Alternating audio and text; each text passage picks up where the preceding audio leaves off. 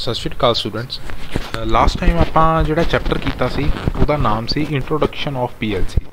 ਉਸ ਚੈप्टर ਦੇ ਵਿੱਚ ਆਪਾਂ ਵੈਸੇ ਤਾਂ ਕਾਫੀ ਡਿਟੇਲ ਦੇ ਵਿੱਚ ਸਟੱਡੀ ਕਰ ਹੀ ਲਿਆ ਸੀਗਾ ਪੀਐਲਸੀ ਨੂੰ, ਕੀ ਐਡਵਾਂਟੇजेस ਆ, ਕੀ ਉਹਦੇ ਡਿਸਐਡਵਾਂਟੇजेस ਆ। ਪੀਐਲਸੀ 'ਚ ਬਲੌਕ ਡਾਇਗਰਾਮ ਵੀ ਪੜ੍ਹਿਆ ਸੀ ਜਿਹਦੇ ਵਿੱਚ ਆਪਾਂ ਉਹਦੇ ਪਾਰਟਸ ਪੜ੍ਹੇ ਸੀ ਤੇ ਥੋੜਾ ਡਿਸਕਸ ਵੀ ਕੀਤਾ ਸੀ ਉਹਨਾਂ ਪਾਰਟਸ ਬਾਰੇ।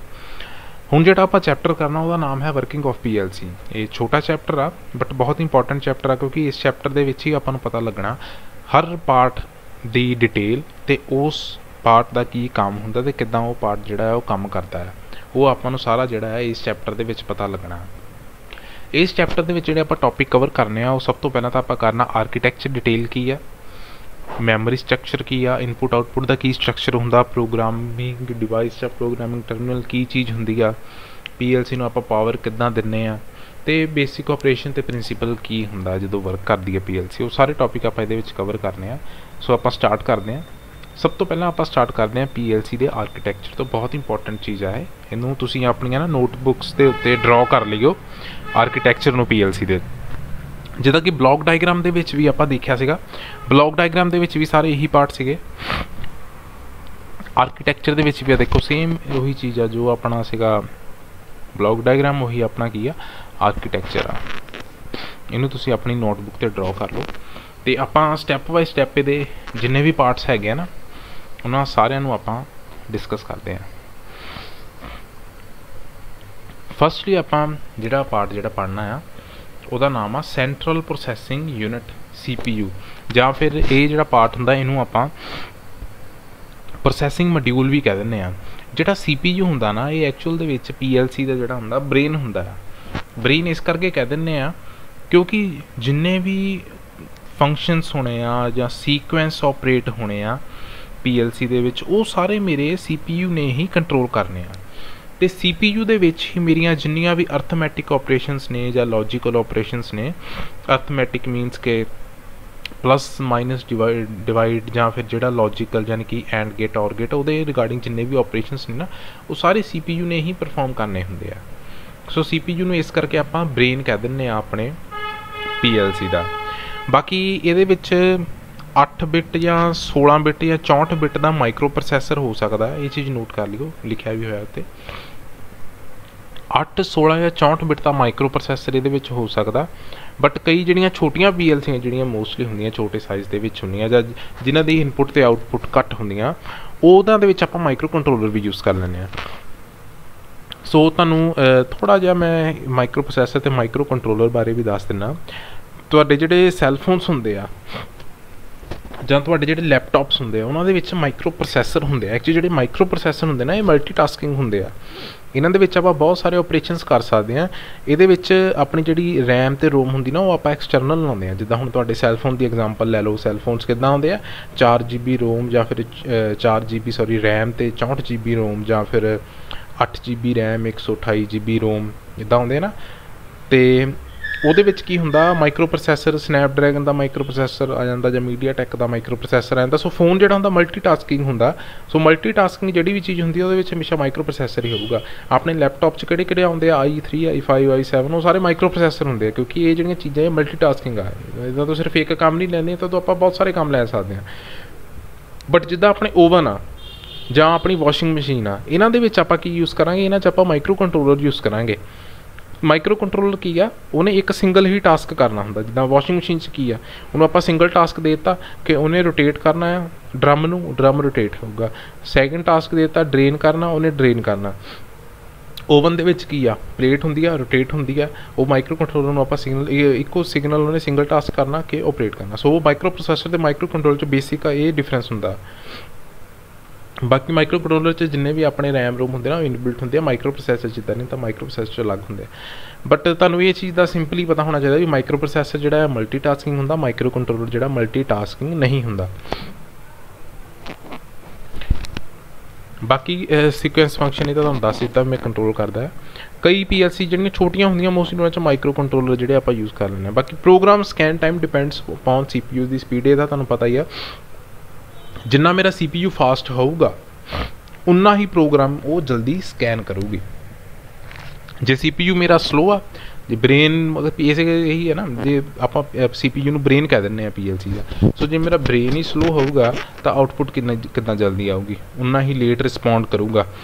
ਸੋ ਜਿੰਨੀ ਮੇਰਾ CPU ਤੇਜ਼ ਹੋਊਗਾ ਉਨਾ ਪ੍ਰੋਗਰਾਮ ਸਕੈਨ ਟਾਈਮ ਜਿਹੜਾ ਹੋਊਗਾ ਉਹ ਘੱਟ ਹੋਊਗਾ, PLC ਜਿਹੜੀ ਆ ਆਊਟਪੁੱਟ ਮੈਨੂੰ ਜਲਦੀ ਦੇਊਗੀ। ਹਾਂ ਤੁਸੀਂ ਸਾਈਡ 'ਤੇ ਦੇਖ ਵੀ ਸਕਦੇ ਆ PLC ਦਾ ਇੱਕ ਸੈਕਸ਼ਨਲ ਵਿਊ ਆ, ਜਿਹਦੇ ਵਿੱਚ ਆ ਦੇਖੋ ਆ ਮੈਮਰੀ ਹੈ ਮੇਰੇ ਕੋਲ, ਆ ਕਨੈਕਟਰ ਆ ਜਿਹਦੇ ਨਾਲ ਆਪਾਂ ਪ੍ਰੋਗਰਾਮਿੰਗ ਡਿਵਾਈਸ ਜਿਹੜੀ ਆ ਉਹਨੂੰ ਕਨੈਕਟ ਕਰਨਾ। ਬਾਕੀ ਇਹਦੇ ਵਿੱਚ IC ਲੱਗੇ ਹੋਏ ਨੇ, ਆਹ ਮਾਈਕਰੋ ਪ੍ਰੋਸੈਸਰ ਲੱਗਾ ਹੋਇਆ ਦੇਖੋ।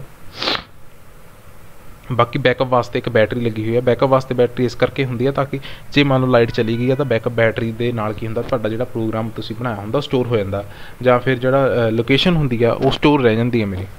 ਠੀਕ ਆ, ਇਹ ਆਪਾਂ ਨੈਕਸਟ ਡਿਸਕਸ ਵੀ ਕਰਦੇ ਹਾਂ। ਸੋ CPU ਤੋਂ ਬਾਅਦ ਜਿਹੜਾ ਪਾਰਟ ਆਪਾਂ ਡਿਸਕਸ ਕਰਨਾ ਹੈ ਉਹ ਹੈਗਾ PLC ਰਜਿਸਟਰ। ਸੋ PLC ਦੇ ਵਿੱਚ ਜਿਹੜੇ ਨੰਬਰ ਹੁੰਦੇ ਆ ਨਾ, ਉਹਨਾਂ ਨੂੰ ਆਪਾਂ ਇੱਕ ਤਰ੍ਹਾਂ ਰਜਿਸਟਰ ਕਹਿ ਦਿੰਦੇ ਹਾਂ, ਉਹਨਾਂ ਨੂੰ ਆਪਾਂ ਰੈਫਰ ਕਰ ਦਿੰਦੇ ਹਾਂ ਐਜ਼ ਆ ਰਜਿਸਟਰ। ਜਿੰਨੀਆਂ ਵੀ ਤੁਹਾਨੂੰ ਪਤਾ ਡਿਜੀਟਲ ਵਰਡ ਜਿਹੜਾ ਹੁੰਦਾ ਇਹ 0 ਤੇ 1 ਦੇ ਸਿਰ 'ਤੇ ਚੱਲਦਾ, ਅਤੇ ਹਰ ਕੰਪਨੀ ਨੇ ਜਿਹੜੇ ਆ ਆਪਣੀ PLC ਦੇ ਵਿੱਚ ਜਿਹੜੇ ਹੁੰਦੇ ਆ ਅਲੱਗ-ਅਲੱਗ ਤਰੀਕਿਆਂ ਦੇ ਨਾਲ ਜਿਹੜੇ ਆ 0s ਤੇ 1s ਦਿੱਤੇ ਹੁੰਦੇ ਆ, ਜਿਹਦੇ ਨਾਲ ਜਿਹੜਾ ਵੀ ਮੇਰਾ ਮਾਈਕਰੋ ਕੰਟਰੋਲ ਜਾਂ ਮਾਈਕਰੋ ਪ੍ਰੋਸੈਸਰ ਆ ਉਹ ਕੰਮ ਕਰਦਾ ਆ, ਉਹਨਾਂ ਦੇ ਉੱਪਰ ਹੀ ਕੰਮ ਕਰਦਾ ਆ। ਜਿਹੜੇ ਰਜਿਸਟਰ ਹੁੰਦੇ ਆ CPU ਦਾ ਹੀ ਪਾਰਟ ਹੁੰਦੇ ਆ, ਹੋ ਸਕਦਾ ਇੰਟਰਨਲ ਹੋਣ external, but CPU the he part ਹੁੰਦੇ ਆ। ਅਲੱਗ-ਅਲੱਗ ਹੁੰਦੇ ਆ ਹਰ ਮੈਨੂਫੈਕਚਰ ਵਾਸਤੇ, ਦੋ ਤਰ੍ਹਾਂ ਦੇ ਹੁੰਦੇ ਆ, ਇੱਕ ਹੁੰਦੇ ਇੰਟਰਨਲ ਰਜਿਸਟਰ, ਇੱਕ ਹੁੰਦੇ ਆ ਐਕਸਟਰਨਲ ਰਜਿਸਟਰ। ਇੰਟਰਨਲ ਨਾਮ ਤੋਂ ਹੀ ਪਤਾ ਲੱਗਦਾ ਕਿ ਅੰਦਰ ਲੱਗੇ ਹੋਣਗੇ, ਕਿਹਦੇ ਅੰਦਰ ਲੱਗੇ ਹੁੰਦੇ ਆ, ਮਾਈਕਰੋ ਪ੍ਰੋਸੈਸਰ ਜਾਂ ਮਾਈਕਰੋ ਕੰਟਰੋਲਰ ਦੇ ਵਿੱਚ ਲੱਗੇ ਹੁੰਦੇ ਆ, ਤੇ ਯੂਜ਼ਰ ਇਹਨਾਂ ਨੂੰ ਡਾਇਰੈਕਟਲੀ ਅਸੈਸ ਨਹੀਂ ਕਰ ਸਕਦਾ, ਨਾ ਇਹਨਾਂ ਨੂੰ ਮੋਡੀਫਾਈ ਕਰ ਸਕਦਾ, ਨਾ ਇਹਨਾਂ ਨੂੰ ਦੇਖ ਸਕਦਾ। ਵਿਡਥ ਕੀ ਆ, ਸਾਈਜ਼ ਕੀ ਆ, ਜਾਂ ਕਿੰਨੇ ਨੰਬਰਸ ਦੇ ਵਿੱਚ ਹੈਗੇ ਆ ਰਜਿਸਟੈਂਸ, ਇਹ ਡਿਪੈਂਡ ਕਰਦਾ ਮਾਈਕਰੋ ਕੰਟਰੋਲਰ ਜਾਂ ਮਾਈਕਰੋ ਪ੍ਰੋਸੈਸਰ ਕਿੰਨੇ ਸਾਈਜ਼ ਦਾ, 8 ਬਿਟ ਦਾ, 16 ਬਿਟ ਦਾ ਜਾਂ 64 ਬਿਟ ਦਾ। ਬਾਕੀ ਇਹ ਹੈਲਪ ਕਰਦੇ ਆ CPU ਨੂੰ ਇੱਕ ਪਰਟੀਕੂਲਰ ਆਪਰੇਸ਼ਨ ਨੂੰ ਫੋਲੋ ਕਰਨ ਵਾਸਤੇ।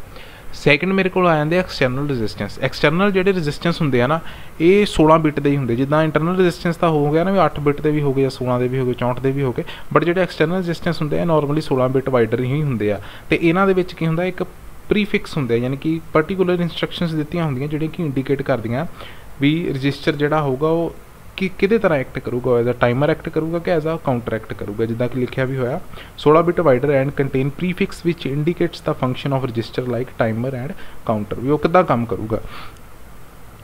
ਬਾਕੀ ਫੰਕਸ਼ਨ ਐਂਡ ਐਡਰੈਸ ਜਿਹੜਾ ਹੁੰਦਾ ਐਕਸਟਰਨਲ ਰਜਿਸਟੈਂਸ ਦਾ, ਉਹ ਯੂਜ਼ਰ ਮੈਨੂਅਲ ਤੋਂ ਆਪਾਂ ਦੇਖ ਸਕਦੇ ਹਾਂ ਵੀ ਉਹ ਕੀ ਐਡਰੈਸ ਹੋਊਗਾ। ਉਹ ਹਰ PLC ਦਾ ਤੁਹਾਨੂੰ ਦੱਸਿਆ ਨਾ ਵੀ ਰਜਿਸਟਰ ਜਿਹੜਾ ਹੁੰਦਾ ਹਰ PLC ਦਾ ਵੱਖਰਾ ਵੱਖਰਾ ਹੁੰਦਾ। ਸੋ ਜਿਹੜੇ ਇੰਟਰਨਲ ਹੋ ਗਿਆ ਉਹ ਤਾਂ ਆਪਾਂ ਦੇਖ ਹੀ ਨਹੀਂ ਸਕਦੇ, ਜਿਹੜਾ ਐਕਸਟਰਨਲ ਹੁੰਦਾ ਨਾ ਉਹ ਵੀ PLC ਟੂ PLC ਵੇਰੀ ਕਰਦਾ ਆ। ਜਿਹੜਾ ਤੁਹਾਨੂੰ ਐਲਨ ਬ੍ਰੈਡਲੀ ਦੀ ਮੰਨ ਲਓ PLC ਆ ਤਾਂ ਉਹਦੇ ਨਾਲ ਜਿਹੜਾ ਤੁਹਾਨੂੰ ਮੈਨੂਅਲ ਮਿਲੂਗਾ PLC ਦਾ, ਉਹਦੇ ਉੱਪਰ ਤੁਸੀਂ ਉਹਨੂੰ ਦੇਖ ਸਕਦੇ ਆ ਵੀ ਉਹਦਾ ਕਿਹੜਾ ਰਜਿਸਟਰ ਆ, ਅਤੇ ਉਹ ਰਜਿਸਟਰ ਦਾ ਜਿਹੜਾ ਐਡਰੈਸ ਆ ਉਹ ਕੀ ਆ। ਰਜਿਸਟਰ ਤੋਂ ਬਾਅਦ ਆਪਣੇ ਕੋਲ ਆ ਜਾਂਦਾ PLC ਮੈਮਰੀ ਜਿਹੜੀ ਹੈ। ਇਹਦੇ ਬਾਰੇ ਮੈਂ ਤੁਹਾਨੂੰ ਪਹਿਲਾਂ ਵੀ ਦੱਸਿਆ ਸੀ ਲਾਸਟ ਟਾਈਮ ਵੀ PLC ਮੈਮਰੀ ਜਿਹੜੀ ਹੈ ਇਹ ਬਹੁਤ ਇੰਪੋਰਟੈਂਟ ਪਾਰਟ ਹੁੰਦੀ ਹੈ ਆਪਣੀ PLC ਦਾ, ਕਿਉਂਕਿ ਮੈਮਰੀ ਨੇ ਹੀ ਜਿਹੜਾ ਹੁੰਦਾ ਹੈ ਡਾਟਾ ਸਾਰਾ ਸਟੋਰ ਕਰਕੇ ਰੱਖਣਾ ਹੁੰਦਾ। ਮੈਮਰੀ ਨੇ ਹੀ ਮੇਰਾ ਜਿਹੜਾ ਯੂਜ਼ਰ ਦਾ ਬਣਾਇਆ ਹੋਇਆ ਪ੍ਰੋਗਰਾਮ ਆ, ਯਾਨੀ ਕਿ ਜਿਹੜਾ ਲੈਟਰ ਡਾਇਗਰਾਮ ਆ ਉਹਨੂੰ ਸਟੋਰ ਕਰਨਾ। ਮੈਮਰੀ ਨੇ ਹੀ ਇਨਪੁਟ ਆਊਟਪੁੱਟ ਡਿਵਾਈਸਿਸ ਦੇ ਸਟੇਟਸ ਜਿਹੜੇ ਆ ਉਹ ਰਿਕਾਰਡ ਕਰਕੇ ਰੱਖਣੇ ਆ, ਕਿ ਮੰਨ ਲਓ ਮੇਰੇ ਇਨਪੁੱਟ ਦੇ ਉੱਪਰ ਕੋਈ ਸਵਿਚ ਲੱਗਾ, ਸਵਿਚ ਔਨ ਆ ਜਾਂ ਆਫ ਆ, ਇਹ ਮੈਮਰੀ ਨੇ ਹੀ ਸਟੋਰ ਕਰਕੇ ਆਪਣੇ ਵਿੱਚ ਰੱਖਣਾ।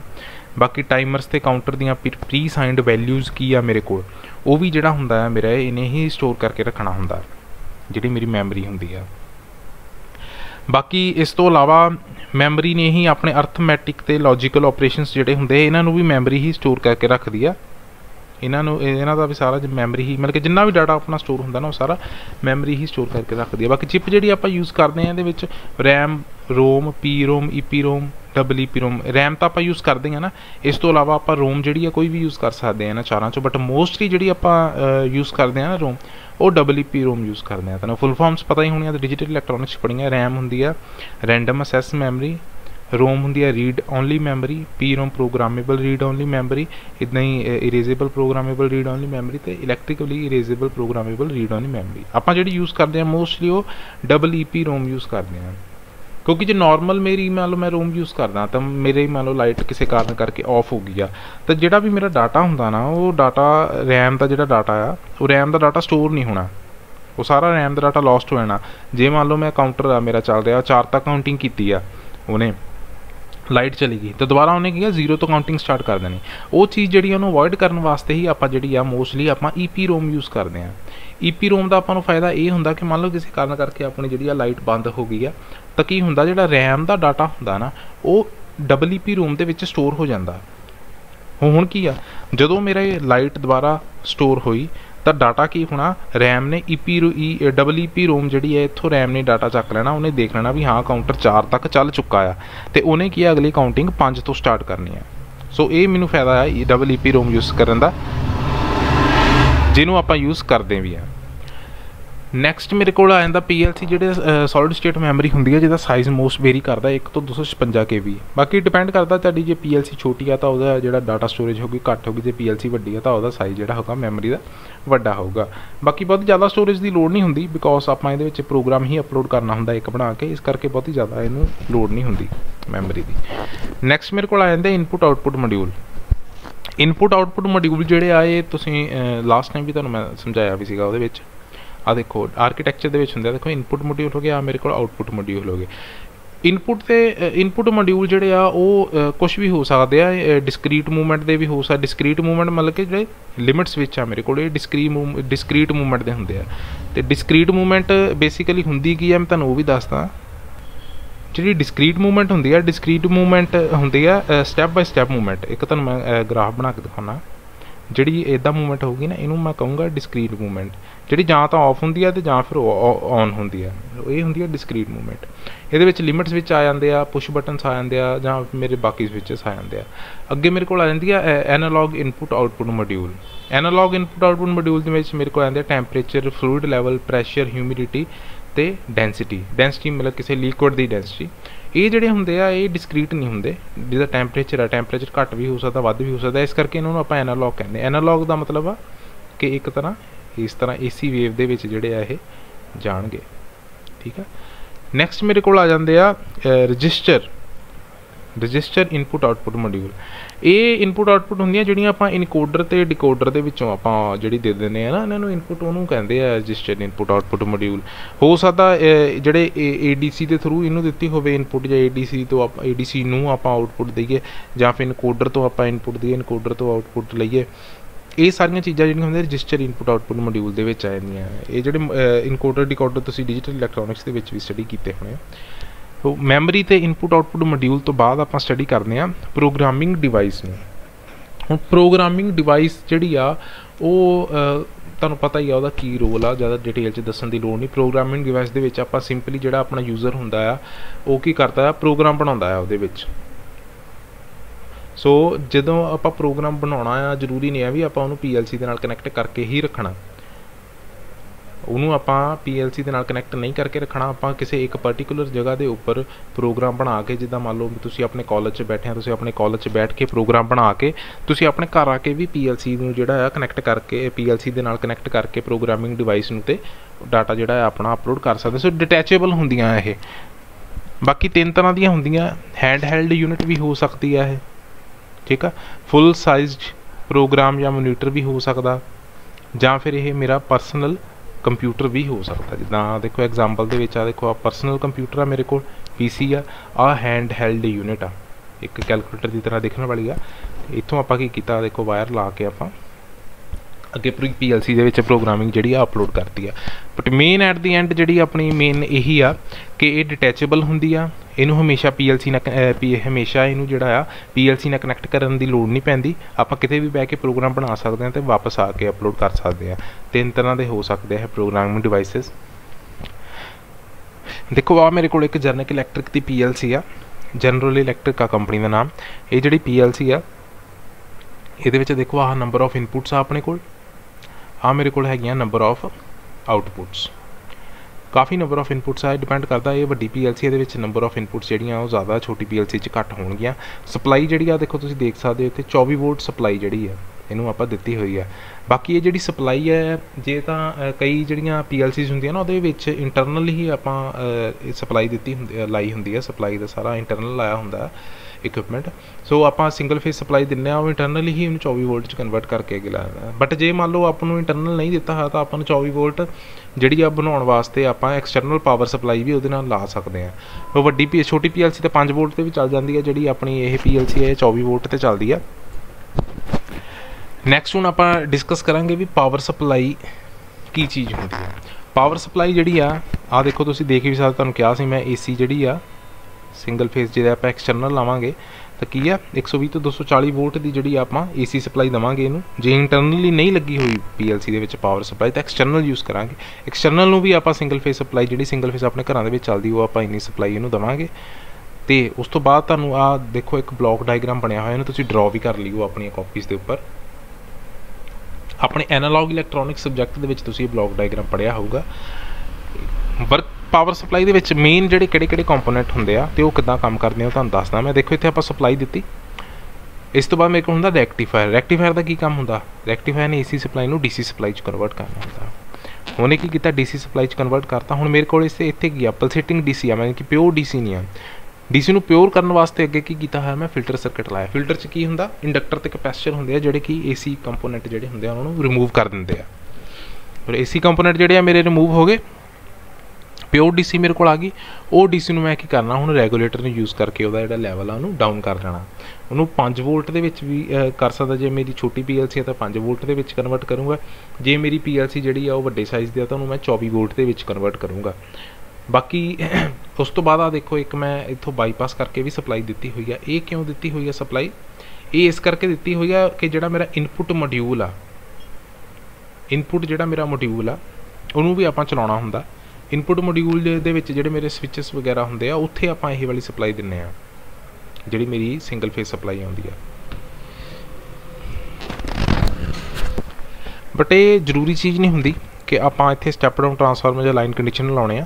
ਜੇ ਤਾਂ ਮੇਰੀ ਮੋਟਰ ਸਿੰਗਲ ਫੇਸ ਦੀ ਹੈਗੀ ਆ ਫਿਰ ਤਾਂ ਮੈਂ ਸਿੱਧੀ ਸਪਲਾਈ ਵੀ ਇਹਨੂੰ ਦੇ ਸਕਦਾ ਆ, 240 ਵੋਲਟ ਵੀ ਇਹਨੂੰ ਦੇ ਸਕਦਾ, ਕਿਉਂਕਿ ਮੋਟਰ ਨੂੰ ਚੱਲਣ ਵਾਸਤੇ ਵੀ ਸਪਲਾਈ ਦੇਣੀ ਨਾ, ਉਹ ਵੀ ਆਪਾਂ ਇੱਥੋਂ ਦੇ ਸਕਦੇ ਹਾਂ।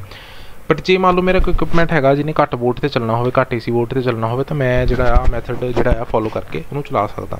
ਜੇ ਮੰਨ ਲਓ ਮੇਰੇ ਸੈਂਸਰ ਵਗੈਰਾ ਹੈਗੇ ਆ ਉਹਨਾਂ ਨੂੰ ਵੀ ਸਪਲਾਈ ਚਾਹੀਦੀ, AC ਸਪਲਾਈ 'ਤੇ ਉਹਨੇ ਚੱਲਣਾ ਤਾਂ ਉਹਨਾਂ ਨੂੰ ਵੀ ਮੈਂ ਜਿਹੜੀ ਸਪਲਾਈ ਇੱਥੋਂ ਦੇ ਸਕਦਾ। ਮੀਨਸ ਕਿ ਆਪਾਂ ਦੋ ਕੰਮ ਲੈ ਲੈਂਦੇ ਹਾਂ, ਇੱਕ ਪਾਵਰ ਸਪਲਾਈ ਤੋਂ, ਇੱਕ ਤਾਂ ਆਪਣੀ PLC ਨੂੰ ਚਲਾਉਣ ਵਾਸਤੇ ਸਪਲਾਈ ਲੈ ਲੈਂਦੇ ਹਾਂ, ਅਤੇ ਸੈਕਿੰਡ ਜਿਹੜੀ ਆਪਾਂ ਸਪਲਾਈ ਆ ਉਹਨੂੰ ਆਪਾਂ ਯੂਜ਼ ਕਰ ਲੈਂਦੇ ਹਾਂ ਆਪਣੇ ਇਨਪੁਟ ਅਤੇ ਆਊਟਪੁੱਟ ਮੋਡਿਊਲਸ ਦੇ ਵਾਸਤੇ। ਇਹ ਹੁੰਦਾ PLC power supply. Power supply ਤੋਂ ਬਾਅਦ ਮੇਰੇ ਕੋਲ ਆਉਂਦਾ ਰੈਕ ਐਂਡ ਚੈਸਿਸ। ਰੈਕ ਅਤੇ ਚੈਸਿਸ ਦਾ ਤੁਹਾਨੂੰ ਨਾਮ ਤੋਂ ਹੀ ਪਤਾ ਲੱਗ ਗਿਆ ਹੋਣਾ, ਰੈਕ ਅਤੇ ਚੈਸਿਸ। ਐਕਚੁਅਲ 'ਚ ਕੀ ਹੁੰਦਾ, ਜਿਹੜੀ ਮੇਰੀ ਤਾਂ ਹੁੰਦੀ ਹੈ ਛੋਟੀ PLC। ਛੋਟੀ PLC ਦੇ ਵਿੱਚ ਇਨਪੁਟ ਅਤੇ ਆਊਟਪੁੱਟ ਟਰਮੀਨਲ ਜਿਹੜੇ ਹੁੰਦੇ ਆ PLC ਦੇ ਵਿੱਚ ਹੀ ਹੁੰਦੇ। ਜਿੱਦਾਂ ਆ ਦੇਖੋ ਇਹ ਵੀ ਛੋਟੀ PLC ਦੇ ਵਿੱਚ ਇਨਪੁਟ ਅਤੇ ਆਊਟਪੁੱਟ ਟਰਮੀਨਲ PLC ਦੇ ਵਿੱਚ ਹੀ ਆ। ਬਟ ਸਾਰੀਆਂ PLCs ਦੇ ਵਿੱਚ ਸੇਮ ਨਹੀਂ ਹੁੰਦਾ। ਜਿਹੜੀ ਮੇਰੀ ਵੱਡੀ PLC ਆ ਜਾਂਦੀ ਨਾ ਉਹਦੇ ਵਿੱਚ ਇਨਪੁਟ ਅਤੇ ਆਊਟਪੁੱਟ ਡਿਵਾਈਸਿਸ ਜਿਹੜੀਆਂ ਹੁੰਦੀਆਂ ਨਾ ਉਹ ਸੈਪਰੇਟ ਯੂਨਿਟ ਹੁੰਦੇ ਆ। ਯਾਨੀ ਕਿ ਇਨਪੁੱਟ ਦਾ ਜਿਹੜਾ, ਯਾਨੀ ਕਿ ਜੇ ਮੈਂ ਤੁਹਾਨੂੰ ਦੱਸਾਂ ਆਹ ਵਾਲੀ ਚੀਜ਼ ਜਿਹੜੀ ਆ ਨਾ, ਇੰਨੀ ਚੀਜ਼ ਇਨਪੁੱਟ ਜਿਹੜੀ ਆ ਇਹ ਅਲੱਗ ਹੋਊਗੀ ਅਤੇ ਜਿਹੜੀ ਆ ਆਊਟਪੁੱਟ ਆ ਇਹ ਅਲੱਗ ਹੋਊਗੀ। ਇਹਨੂੰ ਕੀ ਆ, ਇਹਨੂੰ ਜਿਹੜੀ ਚੀਜ਼ ਦੇ ਵਿੱਚ ਆਪਾਂ ਲਾਉਂਦੇ ਆ, ਜਿਹੜੀ ਚੀਜ਼ ਦੇ ਵਿੱਚ ਆਪਾਂ ਇਨਪੁੱਟ ਜਾਂ ਆਊਟਪੁੱਟ ਮੋਡਿਊਲ ਦਾ ਗਰੁੱਪ ਜਿਹੜਾ ਆ ਉਹਨੂੰ ਪਲੇਸ ਕਰਦੇ ਆ ਆਪਾਂ, ਉਹਨੂੰ ਆਪਾਂ ਕਹਿੰਦੇ ਆ ਰੈਕਸ। ਠੀਕ ਹੈ, ਜਿੱਦਾਂ ਆ ਦੇਖੋ ਆ ਤੁਹਾਨੂੰ ਮੈਂ ਐਗਜ਼ਾਮਪਲ ਦਿੱਤੀ ਹੋਈ ਆ, ਇੱਥੇ ਇਮੇਜ ਦੇਖੋ, ਆ ਦੋਨੋਂ ਜਿਹੜੇ ਆ ਇਹ ਰੈਕ ਦੀ ਜਿਹੜੀ ਆ ਐਗਜ਼ਾਮਪਲ ਆ।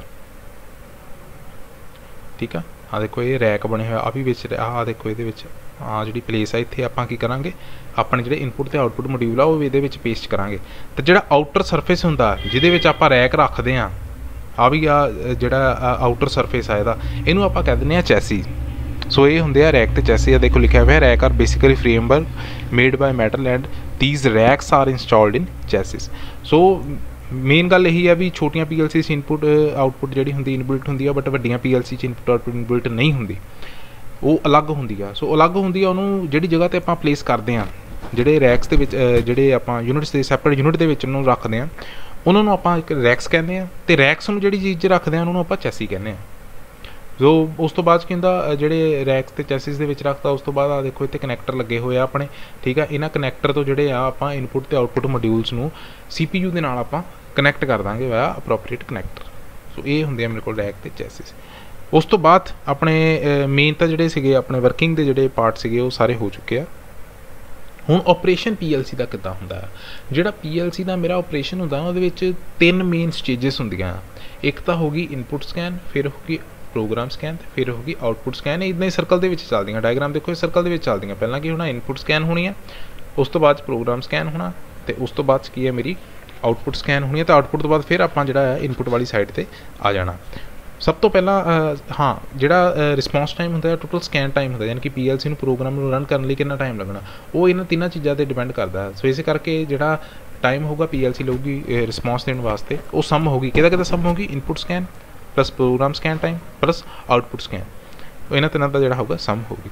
ਸੋ ਇਨਪੁੱਟ ਸਕੈਨ ਦੇ ਬਾਰੇ ਆਪਾਂ ਪਹਿਲਾਂ ਪੜ੍ਹਦੇ। ਇਨਪੁੱਟ ਸਕੈਨ ਦੇ ਵਿੱਚ ਕੀ ਹੁੰਦਾ? ਸਭ ਤੋਂ ਪਹਿਲਾਂ ਜਿਹੜਾ PLC ਹੁੰਦੀ ਹੈ ਨਾ, ਉਹ ਇਨਪੁੱਟ ਸਕੈਨ ਨੂੰ ਹੀ ਸਕੈਨ ਕਰਦੀ ਹੈ ਵੀ ਇਨਪੁੱਟ ਦੇ ਵਿੱਚ ਕੀ ਆ। ਇਨਪੁੱਟ ਦਾ ਜਿਹੜਾ ਟਰਮੀਨਲ ਆ ਉੱਤੇ ਕਿਹੜਾ ਇਕੁਇਪਮੈਂਟ ਲੱਗਾ, ਉੱਤੇ ਲਿਮਿਟ ਸਵਿਚ ਲੱਗਾ, ਉੱਤੇ ਸੈਂਸਰ ਲੱਗਾ, ਉਹਦਾ ਜਿਹੜਾ ਸਵਿਚ ਲੱਗਾ, ਅਤੇ ਉਸ ਤੋਂ ਬਾਅਦ 'ਚ ਇਨਪੁੱਟ ਦੇ ਵਿੱਚ ਉਹ ਦੇਖੂਗਾ ਕਿ ਸਵਿਚ ਜਿਹੜਾ ਮੇਰਾ ਔਨ ਆ, ਸੈਂਸਰ ਦੇ ਵਿੱਚ ਕੋਈ ਇਨਪੁੱਟ ਆ ਰਹੀ ਆ, ਜਾਂ ਫਿਰ ਜਿਹੜਾ ਮੇਰਾ ਲਿਮਿਟ ਸਵਿਚ ਆ ਉਹਦੀ ਲਿਮਿਟ ਐਕਸੀਡ ਕਰਦੀ ਪਈ ਹੈ ਕਿ ਨਹੀਂ ਕਰਦੀ ਪਈ। ਉਹ ਸਾਰੀਆਂ ਚੀਜ਼ਾਂ ਜਿਹੜੀਆਂ ਇਨਪੁੱਟ ਸਕੈਨ ਰੀਡ ਕਰੂਗਾ, ਦੇਖੂਗਾ। ਉਸ ਤੋਂ ਬਾਅਦ 'ਚ ਮੇਰੇ ਕੋਲ ਆਉਂਦਾ ਪ੍ਰੋਗਰਾਮ ਸਕੈਨ। ਇਨਪੁੱਟ ਸਕੈਨ ਹੋਣ ਤੋਂ ਬਾਅਦ ਕੀ ਆ, ਜਿਹੜਾ ਮੇਰਾ ਪ੍ਰੋਗਰਾਮ ਆ ਨਾ ਉਹ ਸਕੈਨ ਕਰੂਗਾ। ਕੌਣ ਸਕੈਨ ਕਰੂਗਾ? CPU ਸਕੈਨ ਕਰੂਗਾ। CPU ਪ੍ਰੋਗਰਾਮ ਦੇ ਵਿੱਚ ਦੇਖੂਗਾ ਕਿ ਜਿਹੜੀ ਉਹਨੇ ਇਨਪੁੱਟ ਦਿੱਤੀ ਸੀਗੀ, ਉਹ ਇਨਪੁੱਟ ਦਾ ਆਊਟਪੁੱਟ 'ਤੇ ਕੀ ਇਫੈਕਟ ਪੈਣਾ ਚਾਹੀਦਾ। ਉਹ ਕਿੱਥੋਂ ਦੇਖੂਗਾ? ਪ੍ਰੋਗਰਾਮ ਤੋਂ ਦੇਖੂਗਾ। CPU ਪ੍ਰੋਗਰਾਮ 'ਚ ਜਿਹੜੀਆਂ ਆਪਾਂ ਇੰਸਟਰਕਸ਼ਨਸ ਦਿੱਤੀਆਂ, ਸੋ CPU ਨੂੰ ਐਗਜ਼ੀਕਿਊਟ ਕਰੂਗਾ ਆਪਣੇ ਹਿਸਾਬ ਨਾਲ, ਲੈਫਟ ਟੂ ਰਾਈਟ ਅਤੇ ਟੌਪ ਟੂ ਬਾਟਮ ਰੀਡ ਕਰਕੇ। ਜਦੋਂ ਵੀ ਉਹਨੇ ਪ੍ਰੋਗਰਾਮ ਪੂਰਾ ਸਕੈਨ ਕਰ ਲਿਆ, ਉਹਨੇ ਦੇਖ ਲਿਆ ਵੀ ਹਾਂ ਵੀ ਪ੍ਰੋਗਰਾਮ ਦੇ ਵਿੱਚ ਮੇਰੀ ਆਹ ਇਨਪੁੱਟ ਜਿਹੜੀ ਆ ਇਹ ਔਨ ਹੋਈ ਹੈ ਇਸ ਟਾਈਮ, ਫਿਰ ਉਹਦੇ ਅਕੋਰਡਿੰਗਲੀ ਉਹ ਕੀ ਕਰੂਗਾ, ਫਿਰ ਆਊਟਪੁੱਟ ਸਕੈਨ ਕਰੂਗਾ। ਆਊਟਪੁੱਟ ਦੇ ਵਿੱਚ ਉਹ ਦੇਖੂਗਾ ਕਿ ਹਾਂ ਵੀ ਜਿਹੜੇ ਪ੍ਰੋਗਰਾਮ ਦੇ ਵਿੱਚ ਇਸ ਬੰਦੇ ਨੇ ਕਿਹਾ ਵੀ ਇਸ ਇਨਪੁੱਟ ਨੂੰ ਚਲਾਏ ਤੇ ਮੇਰੀ ਆਹ ਵਾਲੀ ਆਊਟਪੁੱਟ ਚੱਲਣੀ ਚਾਹੀਦੀ, ਉਹ ਆਊਟਪੁੱਟ ਕਨੈਕਟਡ ਵੀ ਹੈ। ਉਹ ਆਊਟਪੁੱਟ ਜੇ ਕਨੈਕਟਡ ਹੋਈ ਤਾਂ ਉਹ ਕੀ ਕਹੂਗਾ, ਮੈਨੂੰ ਆਪਣੀ ਆਊਟਪੁੱਟ ਦੇ ਦੂਗਾ। ਜੇ ਮੈਂ ਸਵਿਚ 1 ਤੋਂ ਚਾਹੁੰਦਾ ਕਿ ਮੇਰੀ ਆਊਟਪੁੱਟ ਇਹ ਸਵਿਚ 1 ਤੋਂ ਮੇਰੀ ਮੋਟਰ ਆਪਰੇਟ ਹੋਵੇ, ਸਵਿਚ 2 ਤੋਂ ਮੇਰੀ ਰਿਲੇ ਆਪਰੇਟ ਹੋਵੇ, ਤਾਂ ਪਹਿਲਾਂ ਉਹ ਕੀ ਕਰੂਗਾ, ਸਵਿਚ 1 ਨੂੰ ਦੇਖੂਗਾ ਵੀ ਸਵਿਚ 1 ਲੱਗਾ ਹੋਇਆ, ਪ੍ਰੋਗਰਾਮ 'ਚ ਦੇਖੂਗਾ ਵੀ ਸਵਿਚ 1 ਜਿਹੜਾ ਉਹਦੇ ਨਾਲ ਕੀ ਆਊਟਪੁੱਟ ਆਉਣੀ ਚਾਹੀਦੀ ਆ। ਫਿਰ ਉਸ ਤੋਂ ਬਾਅਦ 'ਚ ਆਊਟਪੁੱਟ ਸਕੈਨ ਕਰੂਗਾ ਵੀ ਹਾਂ ਵੀ ਉਹ ਆਊਟਪੁੱਟ ਲੱਗੀ ਹੋਈ ਕਿ ਨਹੀਂ ਲੱਗੀ ਹੋਈ। ਆਊਟਪੁੱਟ ਲੱਗੀ ਆ ਤਾਂ ਸਵਿਚ 1 ਦੇ ਅਕੋਰਡਿੰਗਲੀ ਉਹਦੀ ਆਊਟਪੁੱਟ ਦੇ ਦੂਗਾ। ਜੇ ਸਵਿਚ 1 ਆਫ ਆ ਤਾਂ ਆਊਟਪੁੱਟ ਮੇਰੀ ਨਹੀਂ ਆਊਗੀ, ਜੇ ਸਵਿਚ 1 ਆਨ ਆ ਤਾਂ ਮੇਰੀ ਮੋਟਰ ਜਾਂ ਆਊਟਪੁੱਟ ਜਿਹੜੀ 1 ਆ ਉਹ ਚੱਲ ਪਊਗੀ। ਸੋ ਇੱਦਾਂ ਹੀ ਇਹ ਅੱਗੇ ਤੋਂ ਅੱਗੇ ਜਿਹੜਾ ਆ ਸਰਕਲ ਪੂਰਾ ਚੱਲਦਾ ਰਹੂਗਾ। ਆਊਟਪੁੱਟ ਸਕੈਨ ਹੋਣ ਤੋਂ ਬਾਅਦ ਕੀ ਹੋਊਗਾ, ਉਹ ਫਿਰ ਜਿਹੜੀ ਆ ਜਿਹੜਾ ਮੇਰਾ ਸਿਸਟਮ ਆ ਉਹ ਪ੍ਰੋਗਰਾਮਰ ਦੇ ਨਾਲ ਫਿਰ ਦੁਬਾਰਾ ਕਮਿਊਨੀਕੇਟ ਕਰੂਗਾ। ਮਤਲਬ ਕਿ ਆਊਟਪੁੱਟ ਸਕੈਨ ਤੋਂ ਬਾਅਦ ਸਿੱਧਾ ਇਨਪੁੱਟ ਸਕੈਨ 'ਤੇ ਨਹੀਂ ਜਾਣਾ। CPU ਕਮਿਊਨੀਕੇਟ ਕਰੂਗਾ ਪ੍ਰੋਗਰਾਮਿੰਗ ਦੇ ਨਾਲ ਜਾਂ ਨੈਟਵਰਕ ਡਿਵਾਈਸ ਦੇ ਨਾਲ, ਜਿਹਨੂੰ ਕਿ ਆਪਾਂ ਕਮਿਊਨੀਕੇਸ਼ਨ ਸਾਈਕਲ ਕਹਿੰਦੇ ਹਾਂ। ਠੀਕ ਹੈ, ਇਨਪੁੱਟ ਸਕੈਨ ਦੇ ਬਾਅਦ ਸਿੱਧਾ ਨਹੀਂ ਜਾਊਗਾ ਆਊਟਪੁੱਟ ਸਕੈਨ ਤੋਂ, ਉਹ ਕੀ ਕਰੂਗਾ, ਪ੍ਰੋਗਰਾਮਰ ਦੇ ਨਾਲ ਜਿਹੜਾ ਆ ਲਿੰਕ ਕਰੂਗਾ ਨੈਟਵਰਕ ਡਿਵਾਈਸ ਦੇ ਨਾਲ, ਜਿਹਨੂੰ ਆਪਾਂ ਕਮਿਊਨੀਕੇਸ਼ਨ ਸਾਈਕਲ ਕਹਿੰਦੇ ਹਾਂ। ਸੋ ਇਹ ਪੂਰਾ ਕਮਿਊਨੀਕੇਸ਼ਨ ਸਾਈਕਲ ਜਿਹੜਾ ਹੁੰਦਾ ਇਹਦੇ ਨਾਲ ਹੀ ਆਪਣੀ ਜਿਹੜੀ ਆ PLC ਆ ਇਹ ਚੱਲਦੀ ਆ। ਉਸ ਤੋਂ ਬਾਅਦ ਜਦੋਂ ਕਮਿਊਨੀਕੇਸ਼ਨ ਸਾਈਕਲ ਮੇਰਾ ਪੂਰਾ ਹੋ ਗਿਆ, ਪ੍ਰੋਗਰਾਮਰ ਨਾਲ ਲਿੰਕ ਕਰ ਲਿਆ, ਪ੍ਰੋਗਰਾਮਰ ਨੂੰ ਦੱਸਤਾ ਵੀ ਹਾਂ ਵੀ ਜਿਹੜਾ ਮੇਰਾ ਪ੍ਰੋਗਰਾਮ ਆ ਉਹ ਸਹੀ ਚੱਲ ਰਿਹਾ ਆ।